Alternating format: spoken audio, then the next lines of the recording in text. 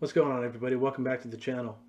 Today we're going to take a break from the playthrough videos and we're going to talk about a recent purchase of mine. This was a video game system I got while on vacation a few months back in California. Our in-laws own a collectible store in Burbank, California called Blast from the Past. I will leave a link in the video info so that you guys can visit it if you'd like to. Anyway, they have a fledgling video game selection in the back, and I saw something that piqued my interest and caught my eye and I had to have it, and so I bought it. This video game system came out in 1979. It still plays great, still runs strong, looks incredible. Graphics, they aren't the best, but back then they were. I came out in 1980, a year later, and I looked terrible. The other day I tried to start an OnlyFans page, and they emailed me back and said they only like me as a friend. So anyway, without further ado, here is this incredible video game console. Enjoy. That's right, it's the Mattel Intellivision. Very basic, looks beautiful. You got your reset, your on-off switch, that's all you need. Comes with the two integrated controllers. They got that pigtail cord that I always hated with the old phones, but either way, I love this thing. You got this knob here, that's your direction, and then you have your number pad. The only thing I don't have is it doesn't have the inlays, so I'm trying to find those right now, but this thing is great. This was always the toughest part, was trying to figure out exactly how it goes back in. I eventually figured it out, but not before I make myself look like a total idiot. But yeah, I love this thing. It's got the old school look to it, got that glossy gold plate looking thing. I absolutely adore these kind of systems. Comes with the old school connection, TV connection, RF right there. I bought so many of these at Radio Shack back in the day. And it also came with a handful of games as well. I'm very excited about that. I think we had Space Battle in there. I believe we're going to pull it up now. Yep, there it is. It's almost like I knew what I was doing. That's a very fun game. I'll try to get some footage of that. It also came with, let's see, Triple Action. Not the funnest game, but oh well. And then this one's hard to see because it's got a gold label, but this is B-17 Bomber. A strategic little bombing game. Pretty fun. But yeah, this thing is amazing. It looks great, it plays great. I am so excited to have it in my collection. So, before you applaud, there's a second part to this. This was out of the blue, and I was just as excited to get this as well. Here it is.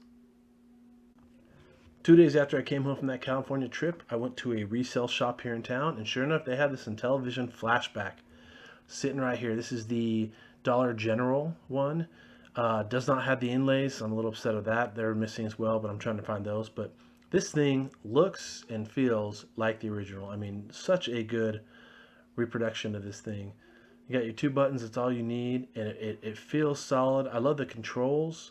They look the same, they feel the same. They even have the groove on the back meant for the cord. This is absolutely fabulous. I love this, and I was so excited to have an original and the flashback within the same week. This is great.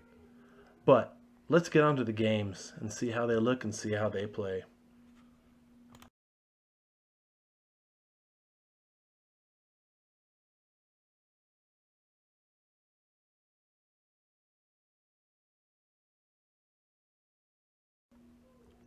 So Coleco had the rights to the Donkey Kong video game, but they still had to create the versions for all their competitors, which they could sell to. But what they did was they made their version on the ColecoVision the best looking one, and all the competitors the worst looking ones. They looked terrible, including this version. So the best version of Donkey Kong will always be on the ColecoVision. So as you can see, it's very generic Donkey Kong. Uh, the princess looks like E.T. from the E.T. video game, apparently. He's throwing cookies instead of barrels, as usual. But it's still fun. It's still a challenge. I don't know how to pick up these hammers, which is frustrating. And I try to jump these barrels and end up cracking my nuts. So that always sucks. I wouldn't want to continue playing if that happened either, a plumber or not. But yeah, still a fun game.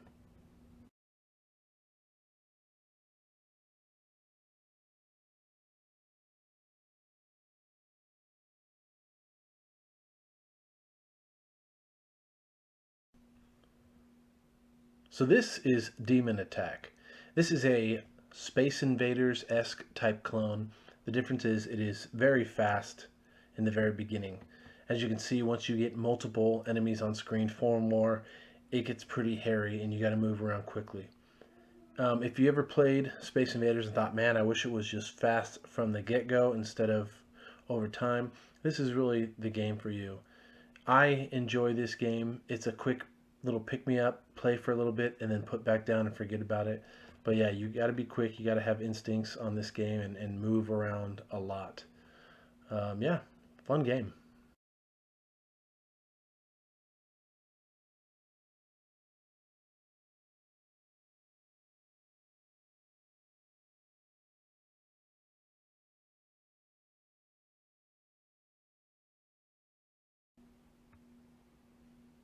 This is Astro Smash. This is a mix up of asteroids and space invaders where you've got these rocks coming at you, and as you shoot them they break up into smaller pieces, but you're also stationary. You can only go horizontal. Fun concept. The game is quick, just like Demon Attack, and in fact once you hit a certain high score the enemies move faster. Well, they fall faster towards you. You can see that my screen will turn blue and they move quicker. That's kind of the general rule for most of these games is you get a high score and things just move quicker, and the ultimate goal is just to kind of end the game. But it is a fun, compelling game. I enjoy it. One of those pick up and play and forget.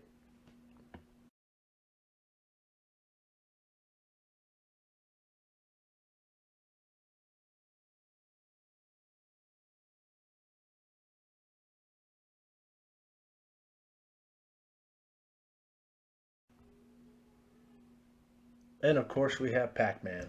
Every system in the 80s had PacMan, and this is no different.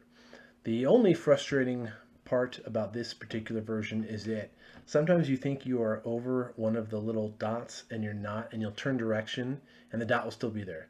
You got to circle all the way back and get it, and it's kind of frustrating. But not much to say about this. It is Pac-Man. It plays just fine. It is fun. I enjoy all versions of Pac-Man. I will play every Pac-Man I come across.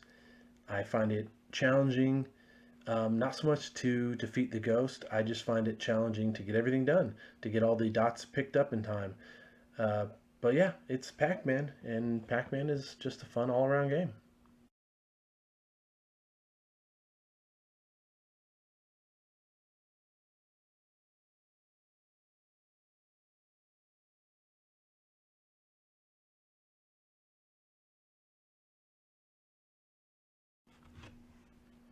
Next up, we have Cubert.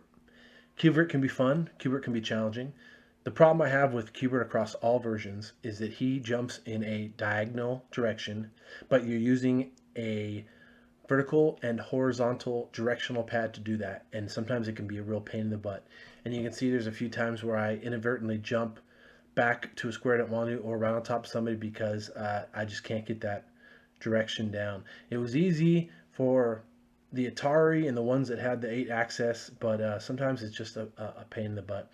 And this game, you can jump off the edge, which I always thought was kind of cool because it really puts the emphasis on you being careful.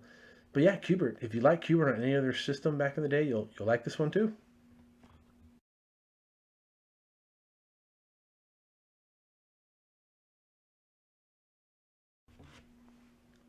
So this game is called Starstrike, and this one reminds me of the trench run on the Death Star on Star Wars: A New Hope. Essentially, you have some flying enemies. They're dark blue when they're behind you. They're light blue when they're in front of you, and then you can kill them. And you have these missiles, red missiles on the ground that you have to drop a bomb to blow them up. And if you don't destroy enough in time, when the Earth gets lined up with the trench, the red bombs go off and blow up the Earth. And unfortunately, I killed humanity. I was not able to do it, and I destroyed Earth, and I am sorry. So blame me, I guess.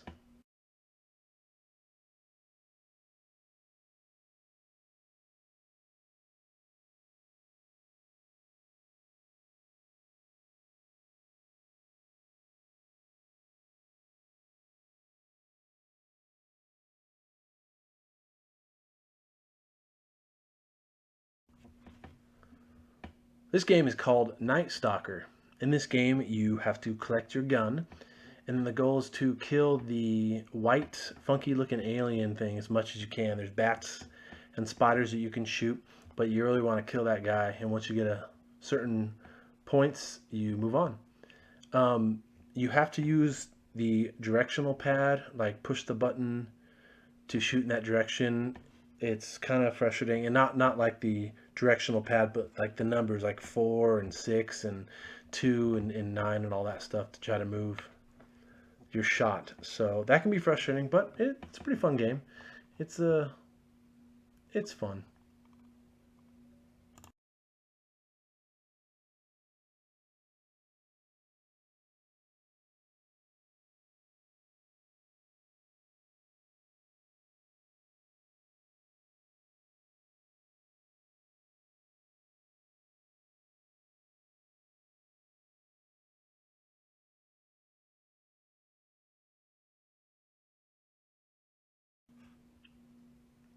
So lastly, we have Lock and Chase. This is a Pac-Man clone or ripoff, whatever you want to call it. You are a crook and you're being chased by police officers. The goal is you got to get the money and then you got to get out. Now, the really cool thing about this game and what kind of ups the ante for it above Pac-Man is that you have these doors, these green doors that open and close. And so they change your path constantly. And you have to kind of think on the fly and figure out, oh, shoot, they don't stay closed the whole time, but it's enough sometimes for you to have to really rethink everything and get a new path going. And I like that a lot because it adds a challenge. And even though there's a pattern, every game is kind of different with that. I appreciate that. But yeah, Lock and Chase if you're looking for a good Pac-Man-esque game with a bit of a challenge. All right, so there you go. What do y'all think about that? Did you guys have an Intellivision growing up? Did you play these games? I never had one growing up. I mainly played the Atari 2600. I had quite a few Intellivision games that I bought in lots, but I never actually had a system until now to play them. So I'm very excited about that. I get to relive other people's childhood apparently. But send me an email at retrobengaming@gmail.com. Let me know your thoughts on the Intellivision, if you had them, what games you liked, or you could leave a comment in this video here and I'll try to get back to them. You guys have a safe weekend, and as always, keep on gaming.